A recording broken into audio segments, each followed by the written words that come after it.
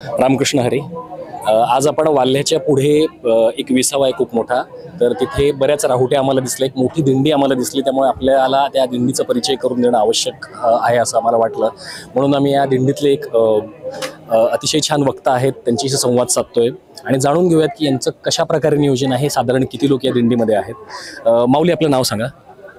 रामकृष्ण हरी. मी हरिभक्तीपरायण सागर महाराज शिर्के. आपली दिंडी कुठून आली? आपली दिंडी ही आळंदी ते पंढरपूर असा दिंडीचा प्रवास असतो आणि आळंदीपासून सुरुवात झाली. आज हा दिंडीचा चौथा मुक्काम या ठिकाणी आहे. आणि मूळचे कुठले आहेत सगळे? मूळचे सर्व लातूर, नांदेड म्हणजे जवळजवळ संबंध त्या भागातलीच दिंडी असल्यामुळं आळंदीकर, पुणेकर असे महाराष्ट्रातील जवळजवळ सर्वच जिल्ह्यातून सर्व वारकरी दिंडीमध्ये त्या ठिकाणी सहभागी झालेले आहेत. ही जी दिंडी आहे साधारण किती वर्षांपासून चालू आहे आता? ही दिंडी साधारणपणे 25 ते 30 वर्षापासून ही दिंडी अविरतपणे चालू आहे. तेवढ्या वर्षापासून चालू आहे दिंडी. आणि किती लोक आहेत दिंडीमध्ये आता? वारकरी किती आहेत आता? सध्या 300 ते 350 वारकरी दिंडीमध्ये रोज सकाळी प्रवास चालू झाल्यापासून तर संध्याकाळी ठेप्यावर जाईपर्यंत सर्वजण भजनामध्ये 300-350 माणसं दिंडीमध्ये चालतात. आणि किती राहुट्या लागतात मग तुमच्या अशा सगळ्या? साधारणपणे ह्या वर्षी थोडीशी पाऊस पडल्यामुळं जरा वारीमध्ये संख्या वारकऱ्यांची वाढलेली आहे आणि त्याच्यामुळं दरवर्षीपेक्षा ह्या वर्षी साधारणपणे 20-22 राहुट्या दरवर्षी असायच्या, पण आता 31-32 राहुट्या त्या ठिकाणी सर्व वारकऱ्यांना निवासासाठी या वर्षी तरी किमान लागतात. आता एवढ्या सगळ्या लोकांचं जे नियोजन आहे ते अत्यंत अवघड आहे, कारण 300-350 जर का वारकरी आहेत तर या सगळ्यांची राहण्याची व्यवस्था असेल, खाण्याची व्यवस्था असेल, प्रवासाची असेल, प्रवासाची शिस्त असेल, तर या सगळ्यातलं नियोजन तुम्ही कसं करता? याचं नियोजन म्हणजे प्रत्येक कामासाठी एक विशिष्ट माणसं असतात. आता या भजनासाठी एक विशिष्ट माणसांचं नियोजन असतं. आम्ही ज्यांच्याकडे सर्व गुरुबंधू शिकलो ते आमचे गुरुवर्य शंकर महाराज पांचाळ गुरुजी. हे दिंडीमध्ये रस्त्यानं सर्वांना घेऊन जाणं, भजन करणं, ह्या सर्व गोष्टी त्यांच्याकडे असतात. या गाड्यांचं नियोजन गेल्याच्या नंतर पालं ठोकण्यासाठी एक सेपरेट व्यवस्था असते, स्वयंपाक बनवण्यासाठी सेपरेट व्यवस्था असते आणि सर्वांची जबाबदाऱ्या सर्वांना वाटून दिल्यामुळं कोणतंच काम, सर्व कामं वेळेवर होतात. कोणतं काम मागं पुढं होत नाही. ज्याचं काम तो प्रामाणिकपणे आणि वेळेवरती पार पाडण्याचा त्या ठिकाणी प्रयत्न प्रामाणिकपणे करत असतो. त्याच्यामुळे एवढी माणसं जरी सोबत असली तरी अडचण मात्र कोणत्या प्रकारची काही दिंडीमध्ये येत नाही. जे आपले व्हिडिओ बघत असतील, ज्यांना वारीत येता येणं शक्य झालं नाही, त्यांच्यासाठी आपण काय सांगतो? त्यांच्यासाठी एवढं सांगाल की शक्यतो आपण वारीला येण्याचा प्रयत्न केलाच पाहिजे. पण जर आपल्याला शक्य नसेल तर आहे तिथून किमान ही वारी पाहिली पाहिजे आणि वारी पाहून शरीरानं जरी तुम्ही तिथं असले तरी आपलं मन मात्र नित्य तुम्ही वारीमध्ये ठेवलं पाहिजे. हीच त्यांच्यासाठी वारीची व्यवस्था आहे. आपल्यासोबत आहेत ज्यांच्या ठिकाणी ज्यांची जागा आहे, ज्यांनी या दिंडीप्रमाणे अनेक दिंड्या आहेत ज्यांच्यासाठी विसाव्याची व्यवस्था केलेली आहे, ते या जागेचे मालक आहेत. तर त्यांनी एक अभिनव कल्पना यंदा या दिंडीसोबत राबवलेली आहे. त्या कल्पनेविषयी जाणून घेऊयात. त्यांच्या सर 2 मिनिटं या.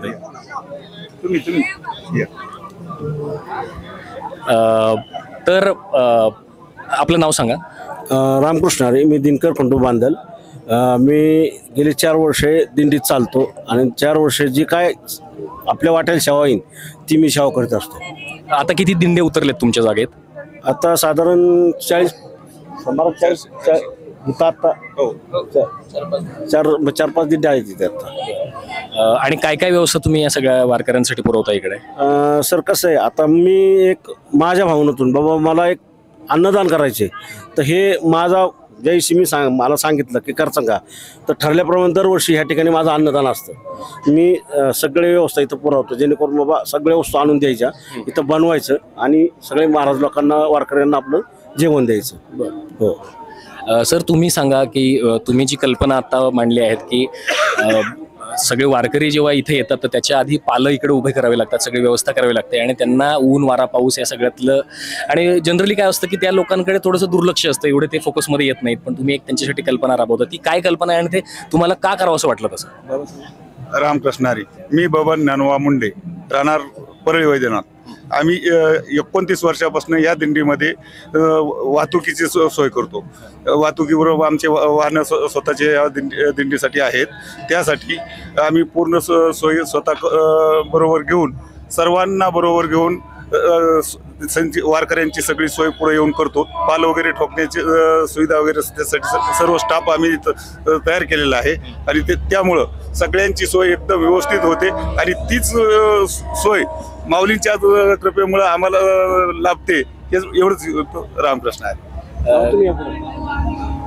नाही, या ना. हो हो बाबू या ना पुढे. माऊली, आपण जे ह्या सगळ्या लोकांच्या पावसापासून थोडंसं संरक्षण व्हावं म्हणून जी कल्पना राबवली त्याच्याबद्दल थोडंसं सांगा. काय तुमची कल्पना? महाराज कसं आहे, आता गेल्या वर्षी मला वाटलं की आज दिंडीला तंबू द्यावं. मी गेल्या वर्षी तंबू दिले. त्याच्यानंतर आता ह्यावेळेस की बाबा ही जी पालं ठोकतात आता ही महाराज मंडळी, ही महाराज मंडळीच आहेत ॲक्च्युली तसं बघायला गेलं तर. ही आम्ही पाठीमागं असताना ज्यावेळेस ऊन पाऊस असतो त्यावेळेस ही बिचारी गाडीतून तंबू काढतात. बरं पावसात ती तंबू ठोकून आल्या आम्हाला जे बसायची व्यवस्था करतात ती मला एक कल्पना सुचली की ह्यावेळेस बाबा ह्या महाराज लोकांसाठी आपण एक रेनकोट द्यायचे. ही माझी स्वतःची कल्पना म्हणून मी त्यांना रेनकोट दिले.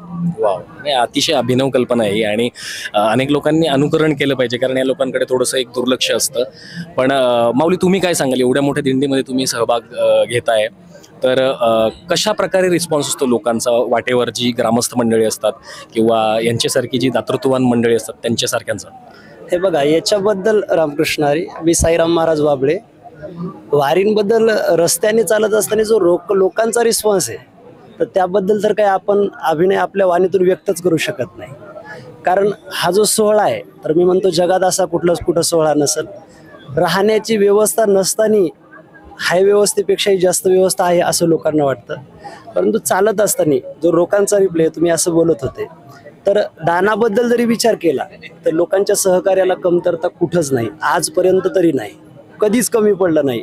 एवढं लोकांचा उत्साह असतो. आता जे चालणारे वारकरी येतं, आता चालणाऱ्या वारकऱ्यांबद्दल जर बोलायचं झालं तर जेवढे चालतात त्यात तरुण येतं, वयोवृद्ध येतं, म्हणजे सर्वच कोणी येतं.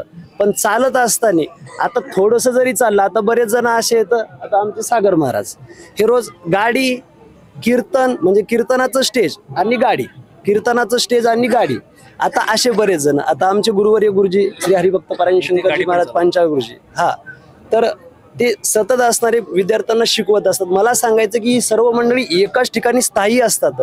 कधी चालण्याचा श्राव नाही, कधी काहीच नाही. पण या वारीला चालत असताना 30 किलोमीटर, 35 किलोमीटर, कधी 18 किलोमीटर चालत असताना प्रत्येकाला जे कष्ट होतात, तर चालत असताना जे कष्ट होतात तर प्रत्येकाचं अंग तर दुखतंच. आता सांगायचा विचार झाला तर प्रत्येकाचं चमकतं, पण कुणाचं कुठं चमकतं फक्त सांगता येत नाही. पण प्रत्येकाचं चमकतं एवढं पक्क आहे, कुणी असू द्या ते. परंतु चालत असताना तेवढंच नाही, प्रत्येक गोष्टीवर सावधानतेनं चालावं लागतं, अवधान ठेवून चालावं लागतं. ते अशा पद्धतीचं चालत असताना रस्त्याने जर पाय जर थोडंसं मागं पुढे झाला तर पुढच्या पावलावर पाय पडतो, म्हणजे पुढच्या पायावर पाय पडला की तो पडू शकतो. म्हणून पायावर लक्ष ठेवणं गरजेचं. ही वारी शिकवते की तुमचा पाऊल व्यवस्थित टाका.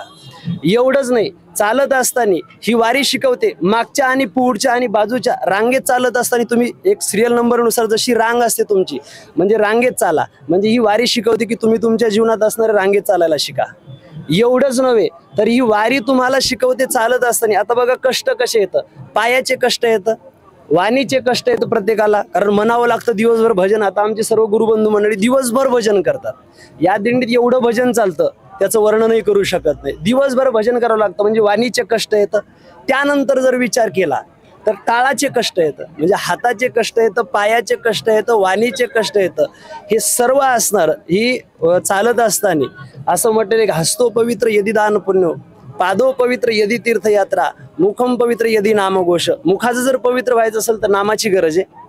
पायाचं पवित्र जर व्हायचं असेल, पाय जर पवित्र व्हायचे असतील तीर्थयात्रा चालणं गरजेचं आहे. हाताचे जर हात पवित्र करायचे असतील तर दान करणं गरजेचं आहे. असे आमचे आता दिनकर भाऊ बांद्रे यांची आज अन्नदान आहे. म्हणजे प्रत्येकाचं हे एक वेगवेगळं असणारं जर पावित्र्य, तुम्हाला जर तप निर्माण करायचं असेल तर एक साधन ही वारी शिकवते. वारी त्याग शिकवते.